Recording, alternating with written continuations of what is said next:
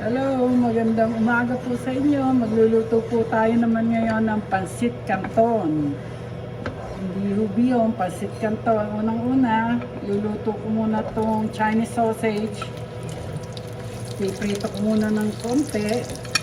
At saka yung fish cake. Saglit lang to, halo-halo lang. Yung fish cake, ang Chinese sausage. Kailangan maluto ko ng konti yan. Ayan, halo-halo lang po tayo. Ayan o. Ayan, sasama ko na itong fish cake. Kabayan na yan. Tapos ko ilalagay mo yan. Ito yung aking chicken at shrimp and okay, ito na muna tayo. Kailangan maluto ng konti para maganda ang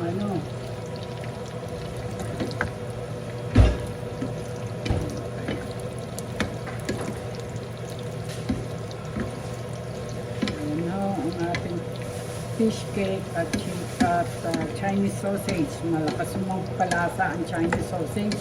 Manamis-namis yan. Ako ayan. Aking haluin na at aasin ko na. Hanguin ko na ho siya.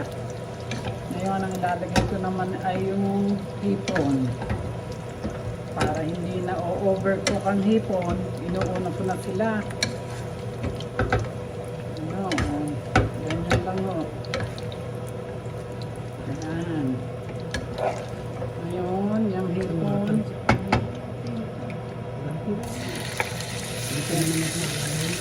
Ang hipon o, lalagyan natin ng konting asin. Parang may lasa na. Konting asin yan. Konting lang o. Kaya nang lalagyan pa natin ng toyo yung naman. Ako nagtuloy pink na, ayos na rin yan. Kasama ko na din doon. Ano ito, tubig ng hipon, kaya medyo nananalsik silang lahat.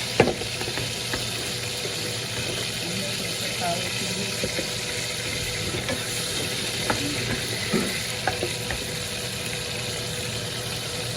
paminta.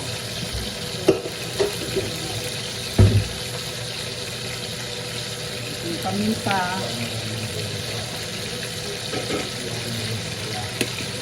Paminta po tayo.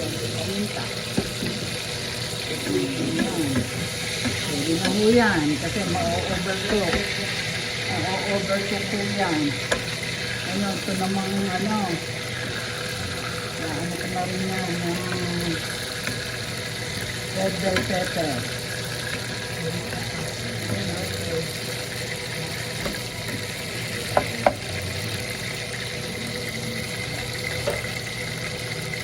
Pepper para medyo na sila nagpunat, nagtalsikan. Ayaw ni sister ng ganyan, kaya pupunasan natin ng konti yung mga nagtalsikan ng hipon. Medyo alin natin ng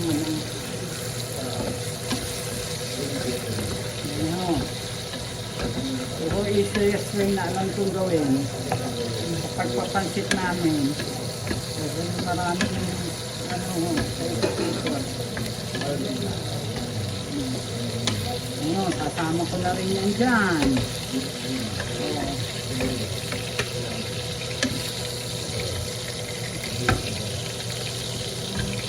Okay.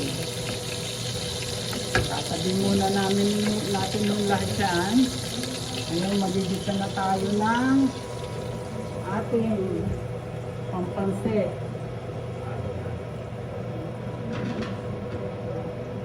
Pampansit. Gigisa ko naman yung manok.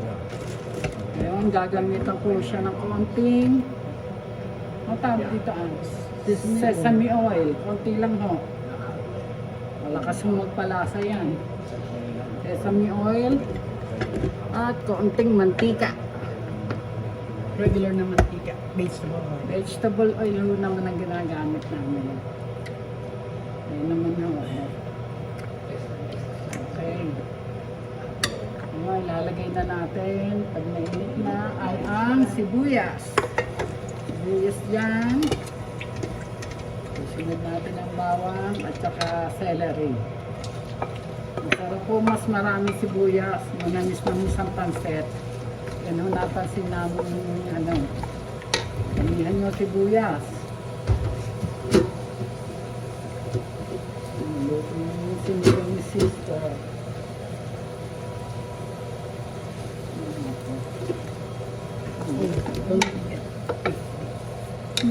Perfect. And also, konting luya kami. Lagi namin nilalagyan ng luya. Gawa ng para hindi malansa yung manok. Naalis ko namin ng lansa ng manok. Bago kukunin ko na lang yung mamaya-maya. Ayan. Teka, mamaya ba pagka naluto ng luya ng konti. Ayan.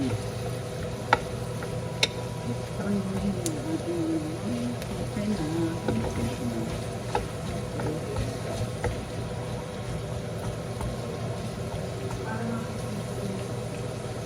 Ayan na. Oh, naiwan na isang may lumipad na. May lumipad yung sili. Ilalagyan ko ng sili. Masarap po, mas malasa. O kahit konting red bell pepper. Ayan. Tatabi na natin yung luya. Kanang ngayon yung bawang. Bawang naman. Kasi mong name. Ay, celery. Kasi mong name. Tingnan natin yung luya, ha? Para po siya kung paano lang namin yung lansa. Ito, medyo may kalansahan ng manok kaya ako kung nag-aalis na yung celery naman ilalagay natin. Para hindi mo sarap magpalasa celery. Okay. Pagkatapos nga, lalagay na natin ng manok. Pwede nung lagyan ulit ito ng konting paminta. Paminta dyan.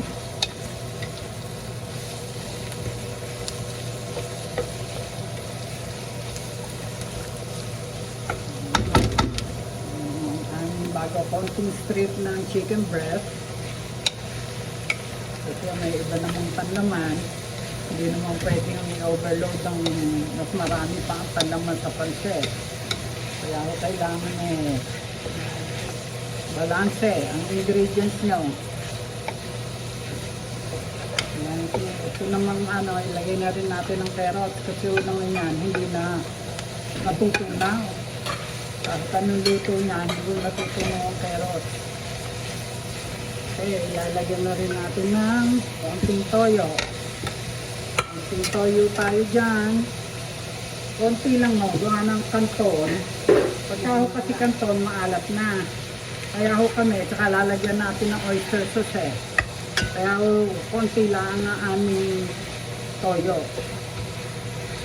Tama na ho yan. Ayan, yung aming lalagyan ko ng oyster sauce. Nilagyan ko ba ng wala atang bawang, ay, nahuli bawang. Eto na, pwede pa yan. Pwede pa rin. Ayan. Ganito. Paano mo na yan? Pwede na yan ilagay. Oo. Okay. Ganun kasimple ang aming pansit. Makikita nyo ang finished product in a few minutes. Oyster sauce, nilalagyan namin ng konti. Malakas yung magpalasa din yan.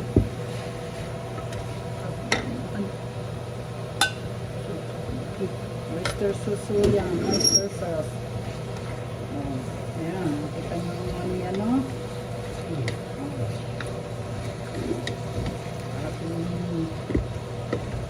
Kung mamaya mo pag pinakukuluan na ng meron ho yung kaldo pinagkuluan ng chicken breast, yun ho ang ilalagay natin. Pero konti lang kasi nga ho, ang kanton, madaling malusaw. Kaya konti lang ho ang sabaw ko dyan. Pwede nyo naman hong dagdagan yan later on. Tik-utik ang lagay.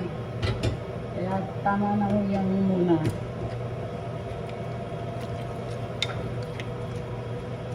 Tipong toyo dyan. Okay. And paminta.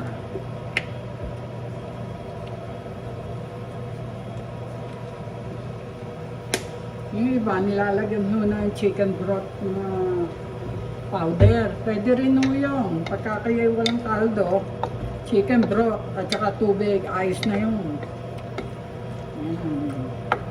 Ayun, tatakpan ho natin. Mga 5 minutes to 10 minutes siguro. O sige, takpan mo na. Babalik po ako. Okay, nagbabalik po ako. Titignan natin ang happening ng aking pinakukuluan. Oh, ayan. Maganda-ganda na. Malapit na to. Pwede na ho yan maya-maya. Madali ho yan. Siguro mga 3 minutes pa. Siya. Magbabalik ho ulit ako. Konting pasensya. Ayan. I'm back! Okay, kumukulo na. Luto na ang ating manok. So, ito ang secret ko dyan. Hindi ako naglalagay ng betchin. Kasi sabi nila masama sa katawan. Ewan ko ha. Kaya kami hindi naglalagay. Ginagamit ko butter. Pwede rin margarine. Konti-konti lang. Para malinamnam talaga ang inyong pansit. Ngayon, lalagay ko na itong ating tawag yan? Noodles. Itong kanton natin, lalagay ko na. Saglit lang. Ito ang kanton natin ginagamit. Isa lang ho, mahina ho kami sa pansit. Hindi ho namin masyadong hindi ho kami mga tao sa pansit. Ngayon, ilalagay ko na ho ito. Ayan, ganyan lang ho. Ayan. Ang bagay na itinuro ng aking ama pag nagpapansit siya, nilalagay namin ang gulay sa ibabaw. Ayan, ganyan lang no. Ganyan. Bago, gulay. Parang pinasisingawan ninyo ang bok choy. Yung ginamit ko, ayaw na nila ng repolyo. At masarap daw ang bok choy. O, kaya ako bok choy. Dadamihan ko ba? No? Okay. Ayan no. Bago, tatakpan uli natin. Makikita nyo, lalambot ho silang lahat. Pati ho yung hindi pa malalabsak ang inyong kanton. O, mamaya ho, babalik uli tayo. O, saglit na lang no.